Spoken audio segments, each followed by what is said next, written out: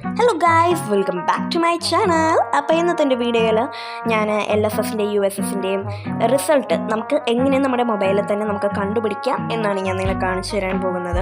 അപ്പോൾ അത് കാണുന്നതിന് മുൻപേ ആദ്യമായിട്ടാണ് നിങ്ങൾ എൻ്റെ ചാനലിൽ വീഡിയോ കാണുന്നെങ്കിൽ ഒന്ന് സബ്സ്ക്രൈബ് ചെയ്ത് സപ്പോർട്ട് ചെയ്യണേ. കൂടെ നിന്നിട്ടുള്ള ബ്ലാക്കും കൂടി ഞെക്കാൻ മറക്കരുത് കേട്ടോ.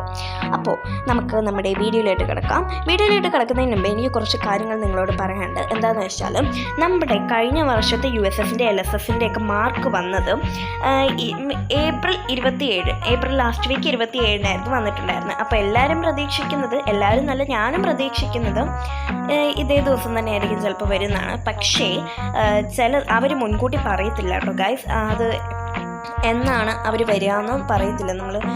നമ്മൾ ആ വെബ്സൈറ്റിൽ തന്നെ കയറി ചെന്ന് നോക്കണം അത് എന്നാണ് വരുന്നതെന്ന്. നമ്മൾ ചെന്ന് നോക്കിയാലേ നമുക്ക് മനസ്സിലാവുള്ളൂ.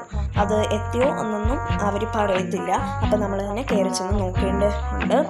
അപ്പോൾ നമുക്ക് അധികം വൈകാതെ തന്നെ അതെങ്ങനെയാണ് നമുക്ക് ചെയ്യുന്നതെന്ന് നോക്കാം. അതിനു മുന്നേ എല്ലാവർക്കും USSൻ്റെ മാർക്ക് നന്നായിട്ട് കിട്ടട്ടെ എന്ന് ഞാൻ വിചാരിക്കുന്നു. ഞാൻ പ്രതീക്ഷിക്കുന്നത് 80+ ആണ്. പക്ഷെ എന്നാലും എനിക്കെത്ര കിട്ടുന്നത് എനിക്കറിയത്തില്ല ഗൈസ്. അപ്പോൾ എല്ലാവർക്കും വേണ്ടി ഞാനും പ്രാർത്ഥിക്കാം, നിങ്ങളെല്ലാവരും എനിക്ക് വേണ്ടി പ്രാർത്ഥിക്കണം. അപ്പോൾ ഇനിയിപ്പോൾ നമുക്ക് എങ്ങനെയാണ് ചെയ്യുന്നതെന്ന് നമുക്ക് നോക്കാം.